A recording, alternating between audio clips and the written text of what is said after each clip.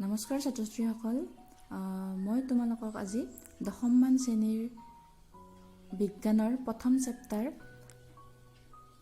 ৰাসায়নিক বিক্ৰিয়া আৰু সমীকৰণ পাঠৰ কিছুমান বস্তু কৈ দিম। তোমালোকে অকণ মন কৰিবা। এতিয়া আমি ৰাসায়নিক বিক্ৰিয়া আৰু সমীকৰণ পাঠ পঢ়াৰ সময়ত প্ৰথমতে আমি জানিব লাগিব যে ৰাসায়নিক বিক্ৰিয়া কি। ৰাসায়নিক বিক্ৰিয়া বুলি ক'লে তোমালোকে একো বেলেগ ইমান কিবা ডাঙৰ বস্তু, বহুত টান বস্তু এনেকৈ ভাবি নল'বা। ৰাসায়নিক বিক্ৰিয়া তোমালোকে নিজেও কৰি পাইছা আৰু তোমালোকে চকুৰ আগত কিছুমান দেখিও আছা, যিটো হয়তো তোমালোকে এতিয়ালৈকে বস্তুটো অনুভৱ কৰা গম পোৱা নাই। যেতিয়া তোমালোকে জানিবা অলপমান তেতিয়া বুজি পাবা যে আচলতে দেখোন এইবিলাকে ৰাসায়নিক বিক্ৰিয়া যিবিলাক আমি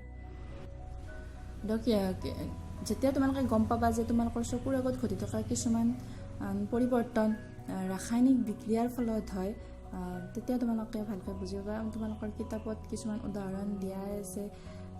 ধৰা আমি যে উশাহ লওঁ, উশাহ ল'লে আমাৰ ভিতৰত কিছুমান পৰিৱৰ্তন ঘটে।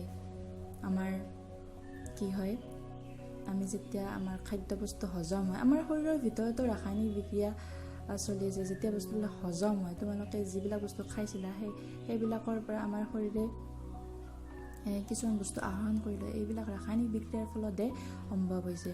বা তোমালোকক এটা মই একদম চিম্পল উদাহৰণ দিওঁ যে তোমালোকে ঘৰত ব্যৱহাৰ কৰা দাখন যেতিয়া তোমালোকে বহুত দিন ইউজ নকৰি মাটিত পেলাই থৈ দিয়া, সেই দাখনত তোমালোকে ধৰা এমাহ থৈ দিলা, এমাহ পিছত তোমালোকে দেখা পাবা তাত কিছুমান দাখনত কিবা নতুন এটা বস্তু হৈছে, দাখনৰ ধাৰ কমি গৈছে বা দাখনত কিবা এটা নতুন বস্তু এটা প্ৰলেপ পৰা দেখা পাবা। আৰু যিটো প্ৰলেপক আমি সকলোৱে মামৰ বুলি কওঁ, আৰু এই মামৰো এই ৰাসায়নিক বিক্ৰিয়াৰ ফলতে সৃষ্টি হয়।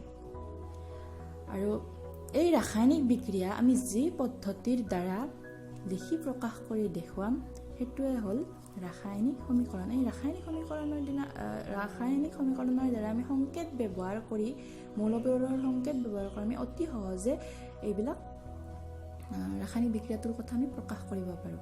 আৰু এই ৰাসায়নিক বিক্ৰিয়া আৰু সমীকৰণ পাঠটো ভিতৰত যোৱাৰ আগতে আমি এটা সৰু বস্তু জানি লওঁ যে ভৌতিক পৰিৱৰ্তন আৰু ৰাসায়নিক পৰিৱৰ্তন কি বস্তু। আমি দুই ধৰণৰ পৰিৱৰ্তন আগতে তোমালোকে আগৰ ক্লাছত পাই আহিছা, যে ভৌতিক পৰিৱৰ্তন আৰু ৰাসায়নিক পৰিৱৰ্তন। এতিয়া ভৌতিক পৰিৱৰ্তন কি আৰু ৰাসায়নিক পৰিৱৰ্তন কি? যে ভৌতিক পৰিৱৰ্তন, কোনো এটা বস্তুৰ যদি ভৌতিক পৰিৱৰ্তন হয়, পৰিৱৰ্তনৰ ইংলিছততো চেঞ্জ বুলি কয়, তোমালোকে জানাই। আৰু এই ভৌতিক পৰিৱৰ্তন মানে ইংলিছত যি ফিজিকেল চেঞ্জ,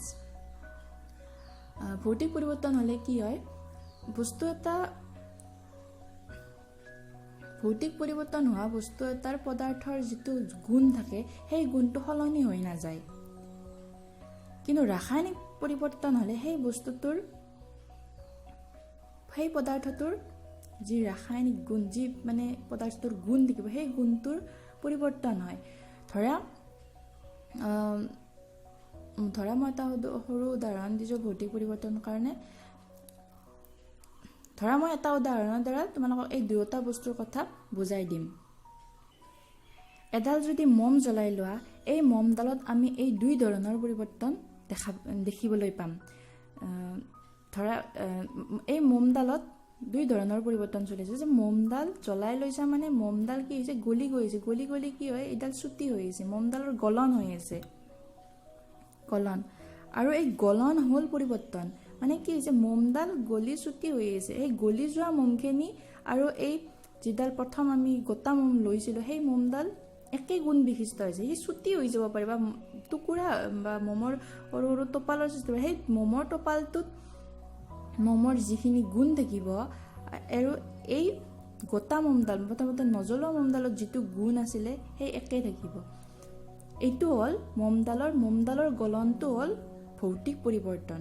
আৰু ৰাসায়নিক পৰিৱৰ্তন কি, যে মমডাল জ্বলি আছে, মমডাল জ্বলি মমডালৰ পৰা সেই মমডাল জ্বলি গৈ ইয়াৰ পৰা কাৰ্বন ডাই অক্সাইডৰ সৃষ্টি হৈছে, এটা নতুন বস্তুৰ সৃষ্টি হ'ল। আৰু সেই কাৰ্বন ডাই অক্সাইড মানে মমডাল জ্বলিয়ে কাৰ্বন ডাই অক্সাইডৰ সৃষ্টি হৈছে, কিন্তু সেই কাৰ্বন ডাই অক্সাইডত মমডালৰ কোনো ধৰণৰ গুণ নাই।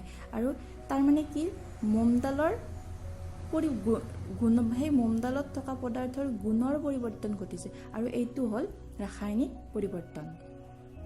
তোমালোকে চাগে বুজি পাইছা। আৰু আমি কিছুমান বস্তু চাই পেলাই বস্তু এটা ৰাসায়নিক পৰিৱৰ্তন হৈছে নে নাই আমি গম পাব পাৰোঁ।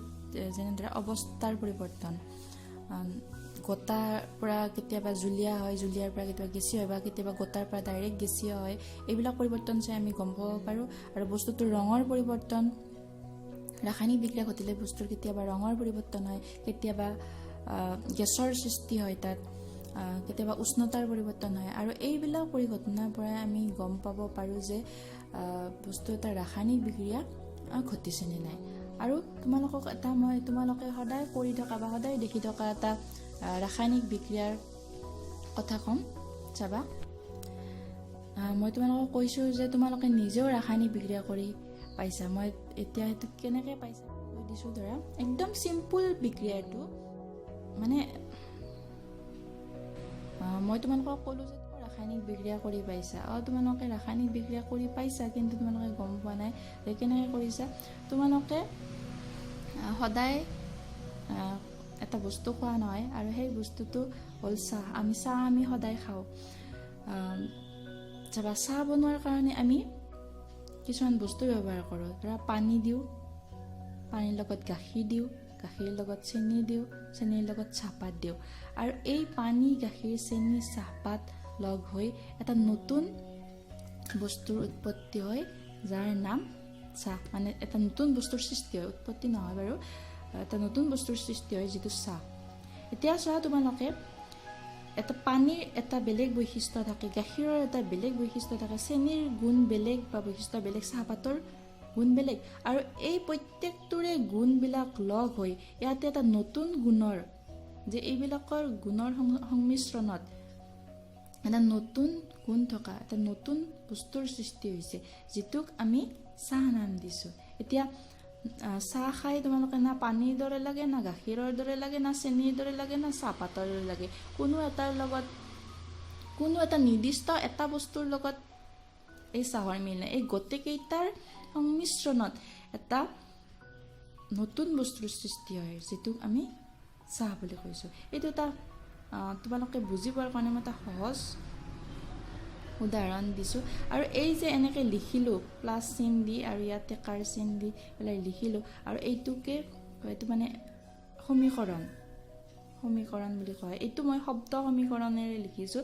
যেতিয়া আমি সংকেত ব্যৱহাৰ কৰিম, সেইটোক কোৱা হয় ৰাসায়নিক সমীকৰণ। চাহৰ কথা বাৰু তোমালোকে কিতাপত নোপোৱা। তোমালোকে কিতাপত কেনেকুৱা বস্তু পাবা, এইবিলাক পাবা, মেগনেছিয়াম, অক্সিজেন, এনেকুৱা ধৰণৰ মৌলবিলাকৰ কথা পাবা। যে মেগনেছিয়াম ধাতুক যদি তুমি জ্বলোৱা, তেতিয়া জ্বলোৱা মানে সদায় কি অক্সিজেন যোগ হয়। মেগনেছিয়াম ধাতুক যদি তুমি জ্বলোৱা মানে অক্সিজেনেৰে লিখে, আৰু তেতিয়া তাৰ পৰা এটা নতুন বস্তুৰ সৃষ্টি হয়, যাৰ নাম মেগনেছিয়াম অক্সাইড। মেগনেছিয়াম আৰু অক্সিজেন দুয়োটা লগ হৈ এই নতুন বস্তুটোৰ সৃষ্টি হয়।